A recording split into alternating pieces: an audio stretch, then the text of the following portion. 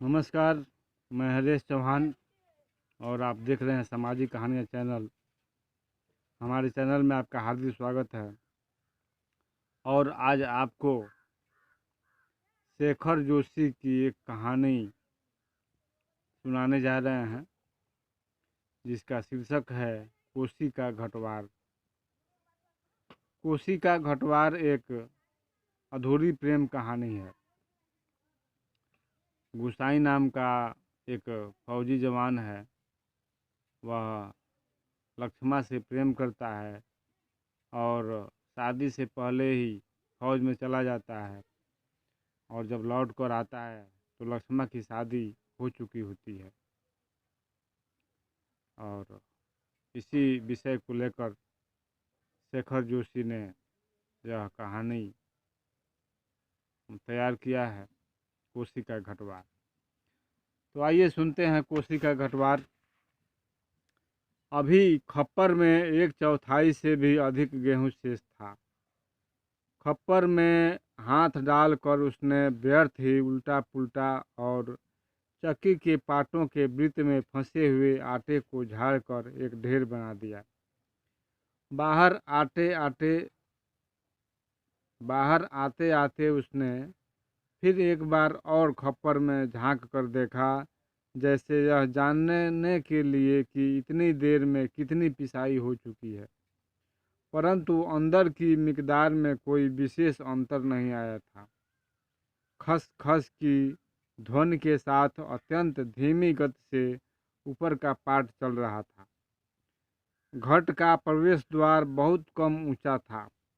खूब नीचे तक झुककर वह बाहर निकला। सर के बालों और बाहों पर आटे की एक हल्की सफ़ेद परत बैठ गई थी। खंभे का सहारा लेकर वह बुदबुदाया, जा साला, सुबह से अब तक 10 पनसेरी भी नहीं हुआ। सूरज कहाँ का कहाँ चला गया है। कैसी अनहोनी बात। बात अनहोनी तो है ही। जेठ बीत रहा है।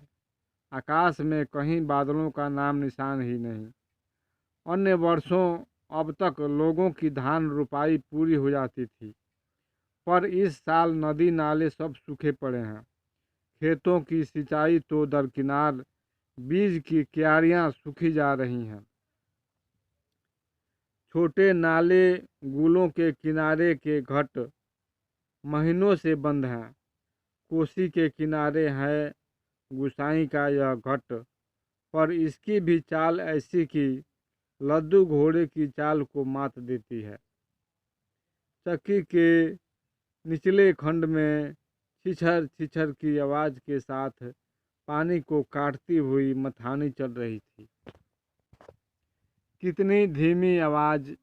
अच्छे खाते पीते ग्वालों के घर में दही की मथानी इससे ज़्यादा शोर करती है।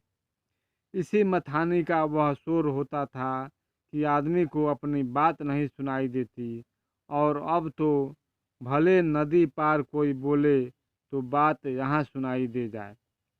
छप छप छप। पुरानी फौजी पैंट को घुटनों तक मोड़कर गुसाई पानी की गुल के अंदर चलने लगा। कहीं कोई सुराग निकास हो तो बंद कर दे, एक बूंद पानी भी बाहर न जाए। बूंद बूंद की कीमत है इन दिनों। प्रायः आधा फलांग चलकर वह बांध पर पहुंचा।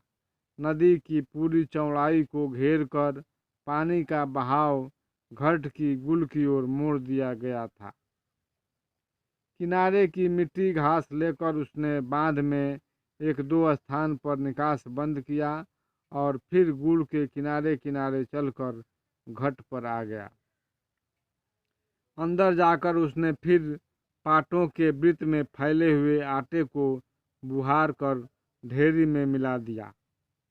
खप्पर में अभी थोड़ा बहुत गेहूं शेष था। वह उठकर बाहर आया।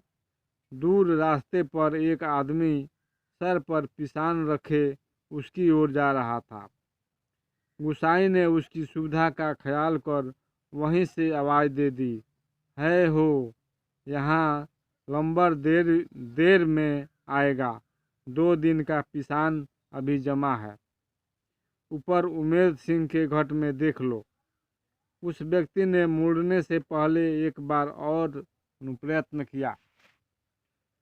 खूब ऊंचे स्वर में पुकार कर वह बोला, जरूरी है जी, पहले हमारा नंबर नहीं लगा दोगे?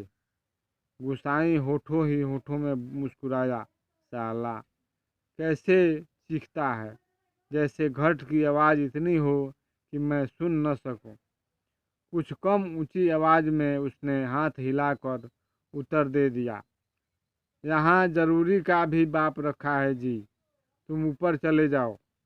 वह आदमी लौट गया। मीहल के छांव में बैठकर गुसाई ने लकड़ी के जलते कुंदे को खोदकर चिलम सुलगाई और गुड़ गुड़ करता धुआं उड़ाता रहा। खसर खसर चक्की का पाठ चल रहा था। किट किट किट किट खप्पर से दाने गिराने वाली चिड़िया पाट पर टकरा रही थी। छिछर छिछर की आवाज़ के साथ मथानी पानी को काट रही थी और कहीं कोई आवाज़ नहीं। कोसी के बहाव में भी कोई ध्वनि नहीं। रेती पाथरों के बीच में टखने पत्थर भी अपना सर उठाए आकाश को निहार रहे थे। दोपहरी ढलने पर भी इतनी तेज धूप, कहीं चिड़ैया भी नहीं बोलती, किसी प्राणी का प्रिय अप्रिय शब्द नहीं।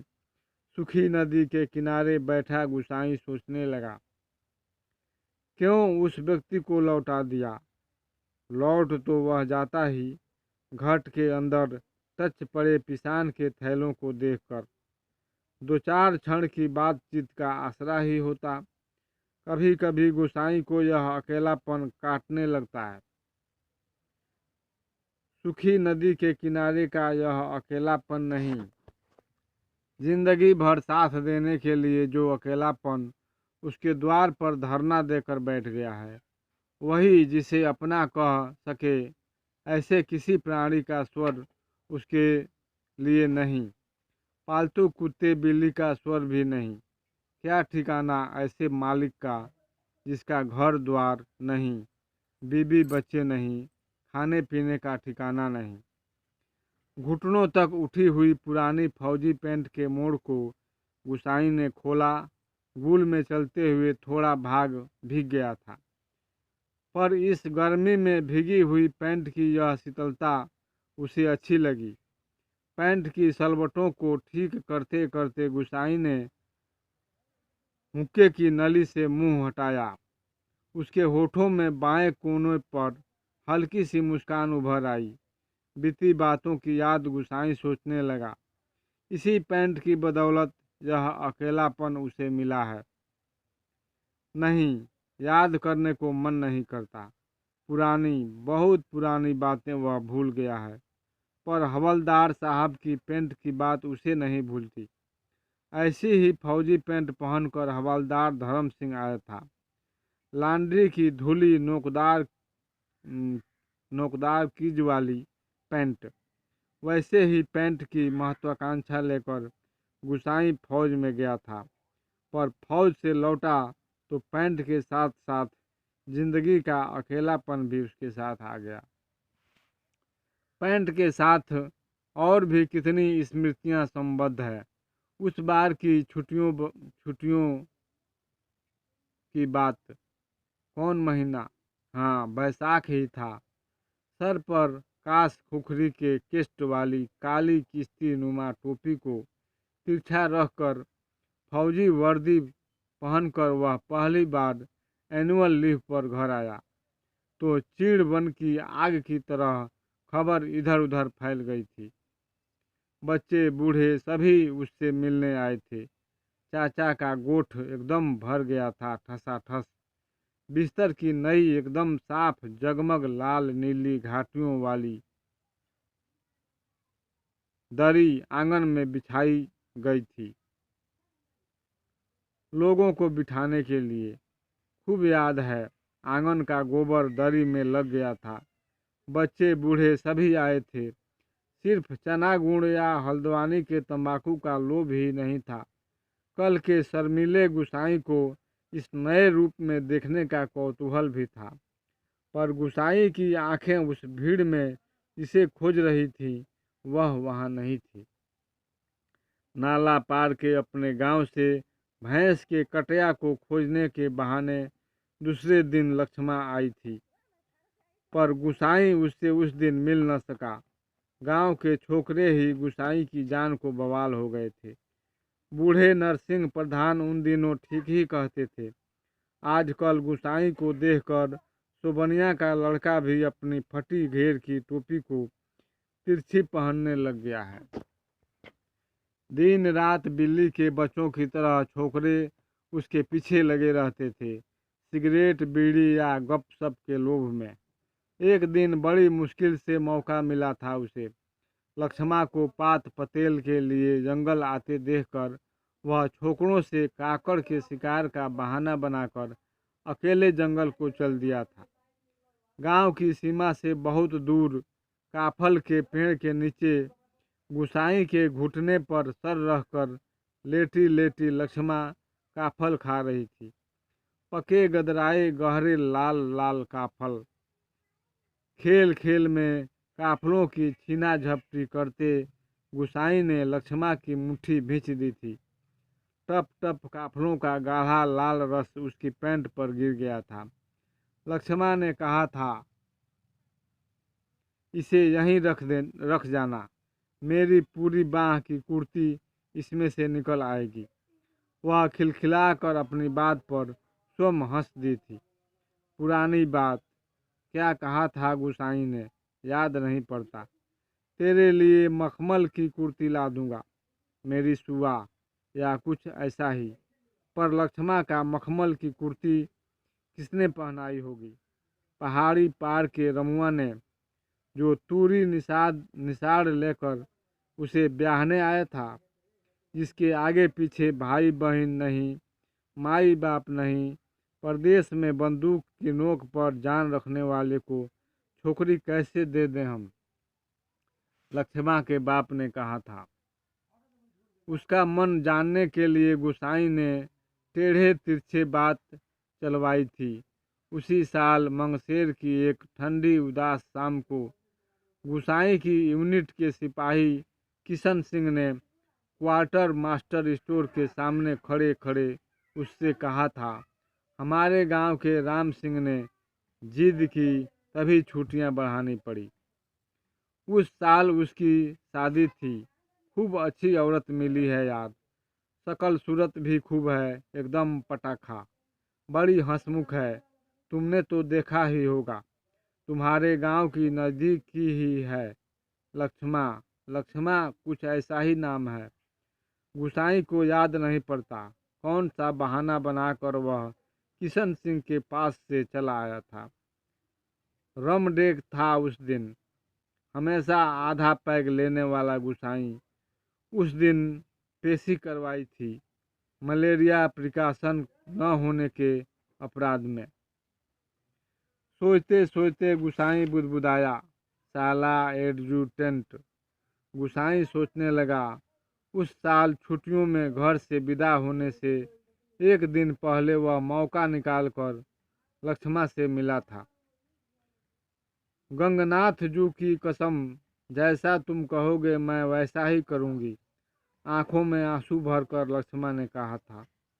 बरसों से वह सोचता आया है, कभी लक्ष्मा से भेंट होगी तो वह अवश्य कहेगा कि वह गंगनाथ का जागर लगाकर प्रायश्चित जरूर कर ले। देवी देवताओं की झूठी कस्में खाकर उन्हें नाराज करने से क्या लाभ। जिस पर भी गंगनाथ का कोप हुआ वह कभी फल फूल नहीं पाया। पर लक्ष्मा से कब भेंट होगी यह वह नहीं जानता। लड़कपन से संगी साथी नौकरी चाकरी के लिए मैदानों में चले गए हैं। गांव की ओर जाने का उसका मन नहीं होता। लक्ष्मा के बारे में किसी से पूछना उसे अच्छा नहीं लगता। जितने दिन नौकरी रही वह पलट कर अपने गांव नहीं आया। एक स्टेशन से दूसरे स्टेशन का वॉलंटियरी ट्रांसफ़र लेने वालों की लिस्ट में नायक गुसाई सिंह का नाम ऊपर जाता रहा, लगातार 15 साल तक। पिछले बैसाख में ही वह गांव लौटा। 15 साल बाद रिजर्व में आने पर काले बालों को लेकर गया था, खिचड़ी बाल लेकर लौटा। लक्ष्मा का हठ उसे अकेला बना गया। आज इस अकेलेपन में कोई होता जिसे गुसाई अपनी जिंदगी की किताब पढ़कर सुनाता। शब्द शब्द, अक्षर अक्षर, कितना देखा, कितना गुना और कितना अनुभव किया है उसने। अभी आप सुन रहे थे शेखर जोशी की लिखी हुई कहानी कोसी का घटवार। यह भाग 1 है। भाग 2 मैं जल्द ही आपके सामने पेश करने की कोशिश करूँगा। फिर मिलेंगे अगले वीडियो में। जय हिंद, जय भारत।